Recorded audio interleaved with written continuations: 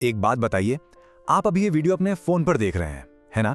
तो आपको क्या लगता है ये आप तक कैसे पहुंच रहा है? हवा के जरिए। हम सब यही सोचते हैं कि हमारी दुनिया पूरी तरह वायरलेस हो चुकी है। पर क्या ये वाकई सच है? क्या सच में ये सारी जानकारी हवा में तैरती हुई बिना किसी तार के आप तक पहुंच रही है? सोचने वाली बात है। असल सच तो ये है कि ये वायरलेस दुनिया का आइडिया ये बस एक भ्रम है। जी हाँ, एक बहुत बड़ा धोखा कह सकते हैं। हकीकत ये है कि आज भी हमारी ये पूरी दुनिया समुद्र की गहराइयों में बिछी पतली पतली केबल्स से जकड़ी हुई है। और पता है, ये कहानी सिर्फ टेक्नोलॉजी की नहीं है, ये कहानी है इंसान की उस पुरानी जिद की कि चाहे कुछ भी हो जाए, संदेश एक जगह से दूसरी जगह पहुंचना ही चाहिए। तो चलिए इस सफर पर मेरे साथ चलिए। चलते हैं हजारों साल पहले, उस दौर में जब ना कोई तार था ना बिजली। तब हमारे पास कौन थे? तब थे कुदरत के अपने मैसेंजर्स। और वो मैसेंजर थे कबूतर। नहीं, ये कोई मामूली पक्षी नहीं थे। इनके पास ना एक तरह की सुपर पावर थी। ये धरती की मैग्नेटिक फील्ड को महसूस कर सकते थे। सोचिए, एक इनविजिबल कंपास जो उन्हें हमेशा घर का रास्ता दिखाता था।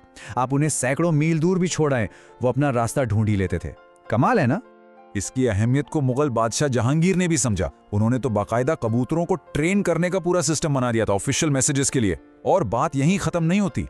वर्ल्ड वॉर 1 में जब सारी रेडियो टेक्नोलॉजी फेल हो जाती थी ना, तब यही होमर कबूतर सेना की आखिरी उम्मीद बनकर उड़ते थे। सोचिए, जिंदगी और मौत का पैगाम लेकर। लेकिन देखिए, पक्षियों की भी अपनी एक लिमिट होती है। तो इसके बाद भारत में एक नया नेटवर्क बना, एक ऐसा नेटवर्क जो पूरी तरह से इंसानी दमखम और पसीने पर चलता था। नाम था इनका हरकारा। यकीन मानिए, ये प्राचीन भारत के असली सुपर हीरो थे। ये वो रनर्स थे जो मीलों तक बिना रुके दौड़ते थे, एक के बाद एक ऐसी रिले रेस जो पूरे विशाल साम्राज्य को एक धागे में पिरो देती थी। और उनका तरीका भी बड़ा दिलचस्प था। उनके हाथ में एक डंडा होता था जिसमें घुंघरू बंधे होते थे। अब ये घुंघरू सिर्फ म्यूजिक के लिए नहीं थे। जब वो घने जंगलों से गुजरते तो इसकी आवाज जंगली जानवरों को दूर रखती थी। और यही आवाज अगले हरकारे के लिए सिग्नल होती थी कि तैयार हो जाओ, मैसेज आ रहा है। शेरशाह सूरी और अकबर के दौर में तो इन हरकारों ने कमाल ही कर दिया था। आगरा से अहमदाबाद की खबर बस कुछ ही दिनों में पहुंच जाती थी। लेकिन फिर वक्त बदला, बिजली का आविष्कार हुआ और इसके साथ ही संदेश भेजने का पूरा तरीका हमेशा के लिए बदल गया। अब शुरुआत हुई तारों के युग की। और फिर आया टेलीग्राफ। अब मैसेज इंसानी रफ्तार से नहीं बल्कि बिजली की रफ्तार से भागने लगा। समुद्र के नीचे तांबे की मोटी मोटी तारें बिछाई गईं। लेकिन कॉपर की एक दिक्कत थी, सिग्नल जितनी दूर जाता उतना ही कमजोर होता जाता। तो अब हमें कुछ ऐसा चाहिए था जो बिजली से भी तेज हो, और वो चीज थी लाइट, यानी रोशनी। और बस यहीं से उस क्रांति की नींव पड़ी जो आज हमारी पूरी डिजिटल दुनिया की रीढ़ की हड्डी है। ये थी प्रकाश की क्रांति। देखिए, साइंस की सारी किताबें कहती थीं कि लाइट यानी रोशनी हमेशा एक सीधी लाइन में चलती है, उसे मोड़ा नहीं जा सकता। लेकिन एक भारतीय वैज्ञानिक ने इस बरसों पुराने नियम को चुनौती दे दी।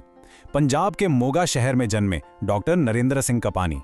उन्होंने दुनिया को कुछ ऐसा कर दिखाया जो किसी ने सोचा नहीं था। उन्होंने दिखाया कि कैसे कांच के एक बाल जितने पतले धागे के अंदर रोशनी को कैद किया जा सकता है और उसे मोड़ा भी जा सकता है। इसको ऐसे समझिए जैसे एक पानी का पाइप होता है ना, जो पाली को मोड़ देता है।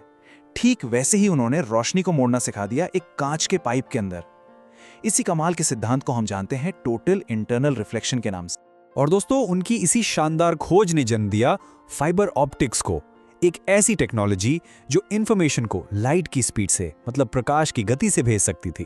तो चलिए अब वापस आते हैं आज के दौर में, अपनी इस सो कॉल्ड वायरलेस दुनिया में, और देखते हैं कि इसका असली सच क्या है।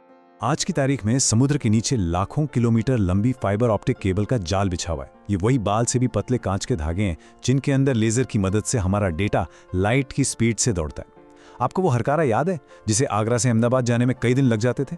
आज वही मैसेज पलक झपकने से भी कम टाइम में ये सफर तय कर लेता। और ये जो हम आजकल 5G की वायरलेस स्पीड की बात करते हैं ना, वो असल में इन्हीं तारों के दम पर चलती है।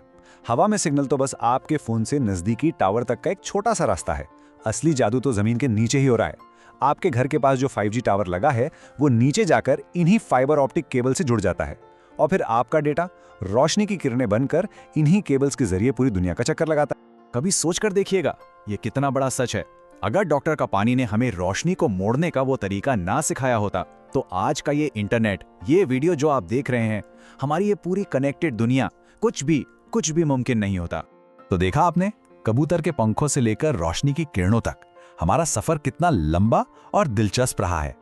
हाँ, संदेश भेजने के तरीके जरूर बदल गए, लेकिन एक दूसरे से जुड़ने की जो हमारी इच्छा है वो आज भी वैसी ही है।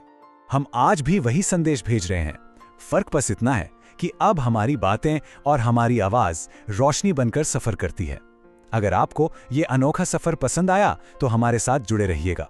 चैनल को सब्सक्राइब करना मत भूलिएगा। हमेशा जिज्ञासु बने रहिए और सीखते रहिए। Still curious bar. Never stop learning.